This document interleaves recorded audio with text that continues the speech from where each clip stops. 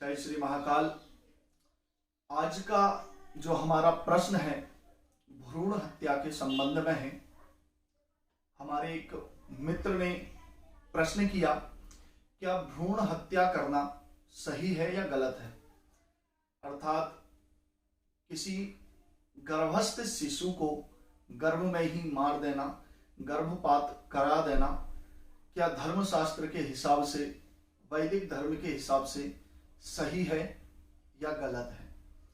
या भ्रूण लिंग परीक्षण कराकर गर्भ में कन्या होने पर गर्भपात करा देना कितना सही है या बिल्कुल गलत है? क्या इनके करने से पाप लगता है? इसी प्रकार का हमारे मित्र का प्रश्न है और उसी प्रश्न के उत्तर के संबंध में आज यह वीडियो है। आप अंत तक अवश्य देखें। यह काफी महत्वपूर्ण और ज्ञानवर्धक वीडियो है और आप भी वीडियो में कमेंट करके अपने प्रश्न पूछ सकते हैं, जिनका आने वाले वीडियो में आपको संभवतः उत्तर दिया जाएगा। जैसा कि आज का जो प्रश्न है भ्रूण हत्या को लेकर, हम धर्म ग्रंथों का जब अध्ययन करते हैं और उनके अध्ययन के क्रम में हम प्राप्त करते हैं कि गर्भस्थ संतान की हत्या करना बड़े पाप का कारण माना जाता है। कभी भी गर्भपात नहीं कराना चाहिए।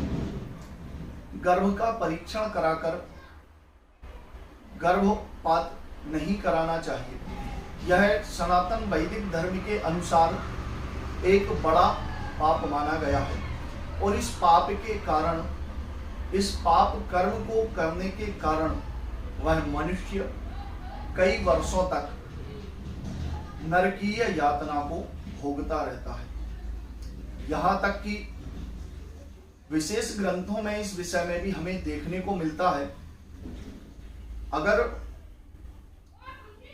कोई मनुष्य गर्भपात करा दे तो इसके विषय में गरुड़ पुराण में स्पष्ट रूप से लिखा गया है, ब्रह्मघ्नाश्च सुरापाश्च गोघ्ना वा बालघातका स्त्रीघाती गर्भपाती चाये चा प्रच्छन्न पापिनः।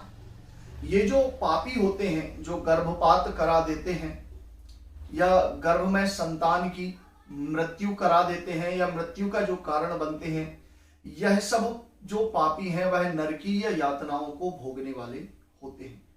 गरुड़ पुराण के अनुसार कहा गया है कि ऐसे जो पापी होते हैं, जो ब्राह्मण की हत्या करते हैं, मदिरा का पान करते हैं, गाय की हत्या करते हैं और बालकों की हत्या करते हैं, स्त्री के साथ धोखा और छल करने वाला या स्त्री की हत्या करने वाला और गर्भपात कराने वाला, ये सभी जो है पापी बैतरणी नदी में गिराए जाते हैं, जहां यम के दूत उन्हें कठोर दंड देने वाले माने जाते हैं। और वह जो यम के दूत हैं बहुत ही भयानक नरकीय यातना देते हैं। गरुड़ पुराण में यहां तक लिखा गया है कि जितने भी प्रकार के नरक हैं, उन नरक में जो सबसे भयंकर है वह बैतरणी नदी है। और ऐसे पापी जो भ्रूण हत्या करते हैं या गर्भपात करा देते हैं, उन्हें बैतरणी नदी में छोड़ दिया जाता है। और ये वही बैतरणी नदी है जो पापी पुरुष को देखकर भयंकर उफान मारने लगती है, भयंकर गर्जना करती है, जिसके तट हड्डियों से बंधे हुए हैं और मांस, पीप और खून की यह नदी है, जिसके किनारे मांस से और पीप से भरे हुए हैं।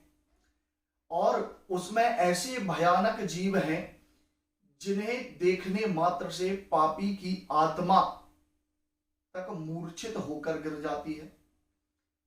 जो लोग गर्भपात कराते हैं या संतान को गर्भ में मारते हैं, उन्हें बैतरणी नदी में छोड़ दिया जाता है। और यम के दूत जिस तरह मछली को पकड़ने के लिए कांटा फंसाया जाता है, उसी तरह यम के दूत पापी पुरुष की नाक में कांटा फंसाकर बैतरणी नदी में उसे खींचते हैं, जहां उसके जीव जंतु उसके शरीर के टुकड़े टुकड़े कर देते हैं। इसीलिए कभी भी गर्भपात नहीं कराना चाहिए और ना ही गर्भ में लिंग परीक्षण करके गर्भ में कन्या की हत्या करनी चाहिए। यह महापाप माना गया है। और भी अन्य ग्रंथ इसके विषय में और भी अन्य प्रमाण देते हैं, परंतु यहाँ पर गरुड़ पुराण से अच्छा और सही उत्तर शायद ही कोई होगा जो मैंने आपको बताया है। तो आप सब भी ऐसा पाप ना करें, और जो कर रहे हैं या जिनके मन में विचार है उनसे भी कहें कि यह पाप ना करें। संतान जो भी हो, लड़का हो या लड़की हो, सब ईश्वर का प्रसाद है और वह अवश्य ही हमें मोक्ष दिलाने का कारण बनता है। जय श्री महाकाल।